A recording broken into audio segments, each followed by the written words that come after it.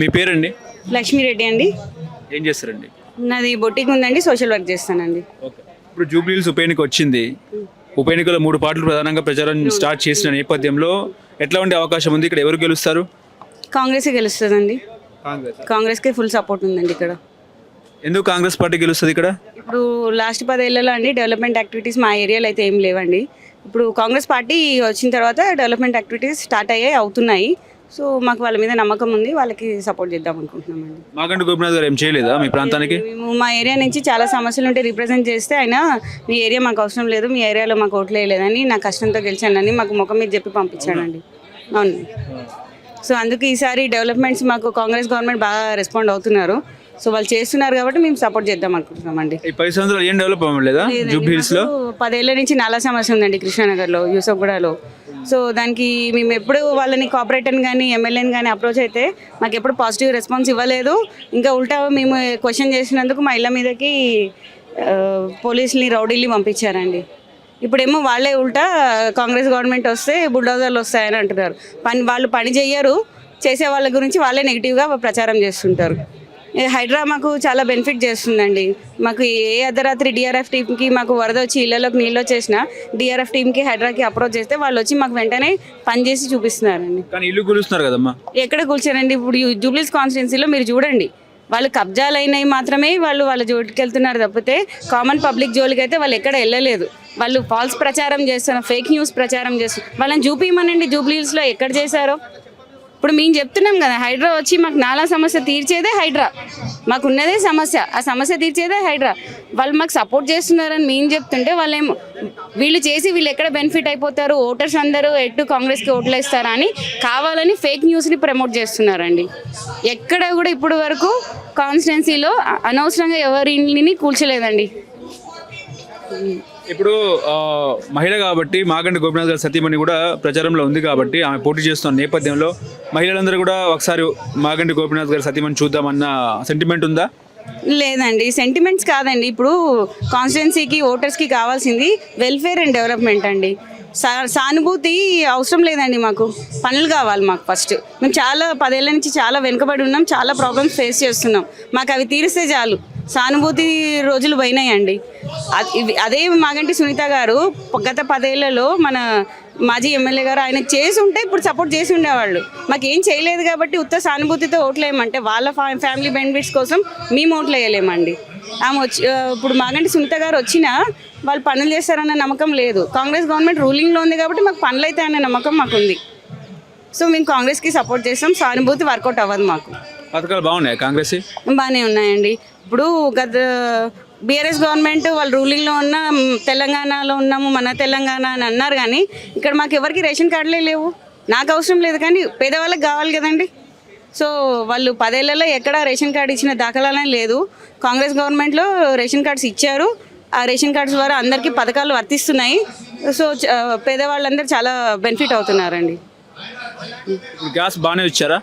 ఇచ్చారండి, అందరికీ వాళ్ళకి సబ్సిడీ వస్తుందండి, అకౌంట్స్లో డబ్బులు పడుతున్నాయి, బాగానే వర్కౌట్ అవుతుందండి. మహిళలకు 2,500 ఇస్తా అన్నారుగా, వచ్చి ఇచ్చిందా? ఇప్పుడు ఆర్థికంగా లాభంలో ఉన్న రాష్ట్రాన్ని, మిగులు బడ్జెట్ రాష్ట్రాన్ని లాస్లోకి తీసుకొచ్చారు బీఆర్ఎస్ గవర్నమెంట్. ఇప్పుడు పార్టీ వచ్చి కూడా 2 ఏళ్ళు కాలేదు కాంగ్రెస్ గవర్నమెంట్. వాళ్ళకి కొంచెం టైం ఇస్తే నెక్స్ట్ వచ్చే సంవత్సరంలో కానీ ఎప్పుడైనా పథకాలను తీసుకురావచ్చు. ఎట్లాగో ఇప్పుడు రేషన్ కార్డ్స్ ఇస్తున్నారు కాబట్టి ఇంకా పేదవాళ్ళు యాడ్ అవుతారు.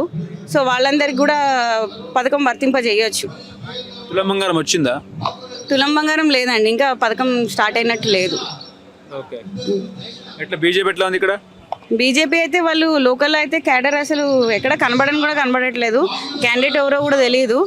కనీసం వాళ్ళు వచ్చి ఎవరికి ముఖం కూడా చూపించట్లేదు, సమస్యలున్నా రిప్రజెంట్ చేయట్లేదు, అసలు పట్టించుకోవట్లేదు. వాళ్ళు పార్టీ వరకే తిరుగుతున్నారు కానీ కాన్స్టిట్యున్సీలో మాత్రం వాళ్ళు యాక్టివ్ ఎక్కడ కనబడట్లేదండి. కేసీఆర్ పాలన బాగుందా, రేవంత్ పాలన బాగుందా? ఎట్లా ఉన్నాయి ప్రభుత్వాలు? మంచిగా చేస్తున్నాయా? గతంలో కేసీఆర్ చేసిన మంచి ఏంటి, రేవంత్ చేసిన మంచి ఏంటి? కేసీఆర్ గారు అంటే 10 ఏళ్ళు చేశారండి. ఇప్పుడు రేవంత్ అన్న వచ్చి జస్ట్ 2 ఇయర్స్ అయింది, ఇంకా 3 ఏళ్ళు ఉంది మొత్తం అయితే కానీ మేము చెప్పలేము. ఇప్పటి వరకు అయితే బాగానే చేశారండి. హైడ్రా వచ్చి మనకి చాలా బెనిఫిట్ అయింది. ఇప్పుడు మొత్తం సిటీలో ఉన్న సమస్య మెయిన్, ఇప్పుడు మనం బెంగళూరు చూసినా, చెన్నై చూసినా, ఎక్కడ చూసినా వరదలు. సో నెక్స్ట్ మన హైదరాబాద్లో అట్లా వరదలు రాకుండా ఉండాలంటే హైడ్రాని తీసుకొచ్చారు. సో హైడ్రా మంచి పనులు చేస్తుంది. మన రేవంత్ అన్న చేసిన బెస్ట్ పని ఏంటంటే హైడ్రాని తీసుకురావడం అండి. దానివల్ల మాకు కూడా కాలనీలో మెయిన్ సమస్య నాలా, అవి ఎంక్రోచ్మెంట్స్ వల్లనే నాలా పుడిక తీయకపోవడం వల్ల లాస్ట్ బీఆర్ఎస్ గవర్నమెంట్లో ఎక్కడ పోయినా ఇప్పుడు G+2 ఉన్న చోట 4, 5, 6 ఫ్లోర్స్ వేసుకున్నారు. బట్ అన్నిటికీ వీళ్ళు ఇష్టం వచ్చినట్టు ఫ్లోర్కి 1,00,000, 2,00,000 రేటు కట్టి వసూళ్లు చేసి ఇష్టం వచ్చినట్టు పర్మిషన్స్ ఇవ్వడం వల్ల డ్రైనేజ్ ఓవర్లోడ్ అయిపోయి పాపులేషన్ అర్బనైజేషన్ ఎక్కువైపోయింది. సో డ్రైనేజ్ ఓవర్లోడ్ అయ్యి మొత్తం ఓవర్ఫ్లో అవుతున్నాయి. సో ఈ సమస్యను ఎవరు తీరుస్తారు? ఇప్పుడు కాంగ్రెస్ గవర్నమెంట్ తీరుస్తుంది. కొత్త పైప్ లైన్ శాంక్షన్ చేశామని అంటున్నారు. మాకు అన్ని ఇన్ఫర్మేషన్స్ వస్తున్నాయి. కొత్త నాలా కానీ, కొత్త డ్రైనేజ్ లైన్స్ కానీ, కొత్త వాటర్ లైన్స్, కొత్త రోడ్స్, ఇవన్నీ వాళ్ళు చేయలేదు, మాకు వీళ్ళు చేస్తున్నారు. సో కాంగ్రెస్ గవర్నమెంట్ వాళ్ళకి మేము సపోర్ట్ చేస్తున్నాము. మెజారిటీ ఎంత వస్తుంది నవీన్ యాదవ్కి? మెజారిటీ అని ఏం లేదండి, అంతా వన్ సైడే ఉంటుంది ఈసారి. నవీన్ యాదవ్ అధికారులు అంటే ఎమ్మెల్యే అయితే గుండాగిరి, దాదాగిరి, రౌడీజం పెరిగిపోతుంది, వసూలకు పాల్పడతారు, దందాలు షురు అవుతుంది. లేదండి, అట్లాంటిది ఏమి ఉండదు. లేదు, ఆయన నుంచి ఆయన 3 సార్లు ఓడిపోయినా మళ్ళీ ట్రై చేస్తున్నారంటే కాన్స్టిట్యున్సీకి ఏదో చేద్దాము, నేను ఏదో చేస్తా, ప్రజలకు సేవ చేస్తా అన్న భావంతో ఆయన ఫౌండేషన్ ఒకటి ఉంది, దాని ద్వారా చేశారు. అదే ఇప్పుడు ఎమ్మెల్యే అయితే మొత్తం కాన్స్టిట్యున్సీకి అందరినీ రీచ్ అవ్వగలుగుతారు, అందరికీ ఆయన చేయాలనుకున్న చేయగలుగుతారు. సో అందరూ ఛాన్స్ ఖచ్చితంగా ఇస్తారు. ఆయనకు భారీ మెజారిటీతో వన్ సైడ్గా ఆయన గెలిపించుకుంటారు. మధ్యలో రామాంజనేయ అండి. ఏం చేస్తారండి? నేను రాజకీయం పొలిటికల్లే ఉన్నా. ఇప్పుడు జూబ్లీహిల్స్ ఉప ఎన్నిక వచ్చింది.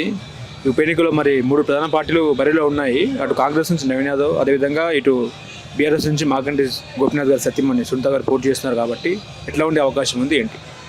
ఇప్పుడు ముఖ్యంగా ఇప్పుడు ఈ ఉప ఎన్నికలు ఏంటంటే కాంగ్రెస్ పార్టీ యొక్క అభివృద్ధి చేసిన కార్యక్రమాలు ఏవైతే చేసిందో వాటికి ఇప్పుడు పరీక్ష లాంటిది. ఎందుకనంటే గతంలో బీఆర్ఎస్ ఒక 10 ఏళ్ల నుంచి పరిపాలన చేసింది.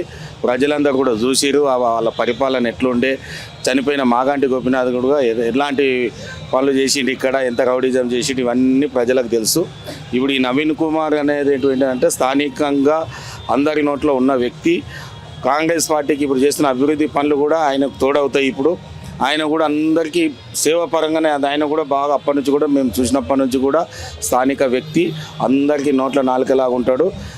కంపల్సరీ ప్రజలు కూడా కాంగ్రెస్ వైపే ఉండి నవీన్ యాదవ్ని గెలిపిస్తారని మేము కోరుకుంటున్నాం. అంటే నవీన్ యాదవ్ కూడా నవీన్ యాదవ్ గెలిస్తే ఇక్కడ గుండాయిజం, రౌడీజం పెరిగిపోతుంది అన్నట్టు మాట్లాడుతున్నారు. అది ఎవరండి అపోహ? ఇవాళ రేపు రౌడీయిజం, గుండాయిజం చేస్తే ఏముంటుంది? పోయినాయి, ఆ రోజులు పోయినాయి. కానీ ఇప్పుడు ఆయన యువకుడు, చదువుకున్న వ్యక్తి, ఒక ఆర్కిటెక్చర్, ఒక బాగా ఇంజనీరింగ్ చేసిన వ్యక్తి, చదువుకున్న వ్యక్తి రౌడీయిజం చేస్తారంటే ఒక నమ్ముతారు ఈ రోజులల్లో? మీరే చెప్పండి. ఇవన్నీ బీఆర్ఎస్ పార్టీ కల్పిస్తున్నటువంటి అన్ని కల్పితమైన కల్పించి ఏదో మళ్ళీ ఓటు చోరీ చేద్దామని చూస్తుంది. మళ్ళీ గెలుద్దాం, మళ్ళీ అధికారం ఎక్కుదాము, మేమే చూద్దామని ఆలోచిస్తుంది. ఇక్కడ కాంగ్రెస్ కూడా ఓటు చోరీ జరిగింది అన్నట్టు నిన్న కేటీఆర్ చెప్తున్నాడు అండి. ఇప్పుడు అవన్నీ అబద్ధాలు. ఇప్పుడు జరిగినాయి అని అంటే వాళ్ళు ఏమి చెప్పాలి? ప్రభుత్వం చేస్తున్నట్టు అభివృద్ధి సంక్షేమ పథకాలను ఎట్లా దెబ్బ కొట్టాలని అంటే ఇలాంటి లేనిపోని అని చెప్పి ప్రజలను కనిపించాలని చూస్తున్నారు. కేసీఆర్ పాలన బాగుందా, రేవంత్ పాలన బాగుందా? ఇప్పుడు కేసీఆర్ రేవంత్ పాలన అనేటువంటిది వాళ్ళది కాదండి. ఇప్పుడు కాంగ్రెస్ అంటేనే ప్రజాపాలన. ఈ పేద బడుగు బలైన వర్గాలకు అనుకూలంగా ఉండేటువంటిది కాంగ్రెస్ పార్టీ. ఎందుకనంటే ఇప్పుడు కాదు, గత 70 ఏళ్ళ మన స్వతంత్రం నుంచి కూడా ఏ అభివృద్ధి జరిగినా, ఏది చేసినా బీజేపీతోనే జరగాలి, అటు బీఆర్ఎస్తో జరగాలి.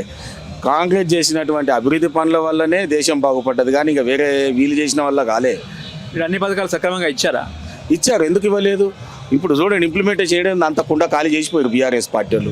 ఇవ్వాలంటే మనకు మనమే మన కుటుంబంలోనే అన్నీ కావాలి, ఇంట్లోకి అప్పుడప్పుడే కావాలంటే వస్తాయా? కుండా ఖాళీ అయిపోయింది, ఖజానా ఖాళీ చేసి పోయారు.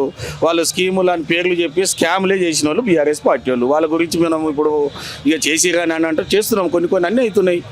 చూడట్లేదా ప్రజలు? చూసలేదు. ఉచిత బస్సు చూడట్లేదా? 200 యూనిట్ల కరెంటు చూడట్లేదా? కొత్త రేషన్ కార్డులు ఇచ్చిరా ఇంతవరకు 10 ఏళ్ళ ఈ బీఆర్ఎస్ ప్రభుత్వం ఏం ముఖం పెట్టుకుంటుంది? హైడ్రా వచ్చింది, ఇళ్లను కూల్చేస్తుంది అన్నట్టు మాట్లాడు. ఇప్పుడు గతంలో స్టార్టింగ్లో అవన్నీ అన్నారండి, హైడ్రా వచ్చింది, ఏదో జరిగిపోతుంది, పేదవాళ్ళ ఇల్లు కూలగొడుతున్నారు. కానీ ఎప్పుడు హైడ్రా, ఇప్పుడు అందరు బ్రహ్మరథం పడుతున్నారు. బతుకమ్మ కుంట అంటే ఏముంది, నల్ల చెరువు అంటే ఏముంది, ఎక్కడ పోయినా ఎక్కడ నీళ్ళాగినా హైడ్రా వచ్చి ఈరోజు పనిచేసుకొని పోతుంది. అంతేగాని హైడ్రా మీద ఏడవడానికి ఇప్పుడు హైడ్రా బ్రహ్మరథం పడుతుంది. హైడ్రా కావాలంటున్నారు. మన రాష్ట్రమే కాదు, ఇతర రాష్ట్ర వాళ్ళు వచ్చి కూడా హైడ్రా ఎట్లా పనిచేస్తుందని చూసుకొని పోతున్నారు.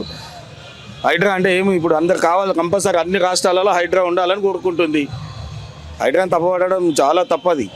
ఎంత మెజారిటీ వస్తుంది నవీన్ యాదవ్కి? ఇప్పుడు ఓటు శాతం అండి ఇక్కడ ఎందుకంటే జనరల్ ఎలక్షన్లు, ఎందుకంటే ఇక్కడ స్థానికులు అక్కడ పోయి ఓటు వేయడం వల్ల ఓటింగ్ తగ్గుతుంది. 4 లక్షల ఓట్లల్లో కంపల్సరీ ఒక 50,000 మెజారిటీతోనే గెలుస్తాడనే ఖచ్చితంగా అయితే ఉంది. 100 మాగంటి గోపీనాథ్ సతీమణి సత్యమని ఇప్పుడు అయిపోయిందండి. సెంటిమెంట్ ఉండదండి, అయిపోయింది. ఇవాళ రేపు సెంటిమెంట్ రాజకీయం మారిపోయింది.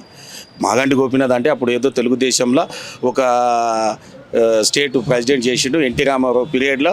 అట్లా ఇక్కడ ఓటు శాతం ఉందని పెంచుకొని చేసిన వాళ్ళు.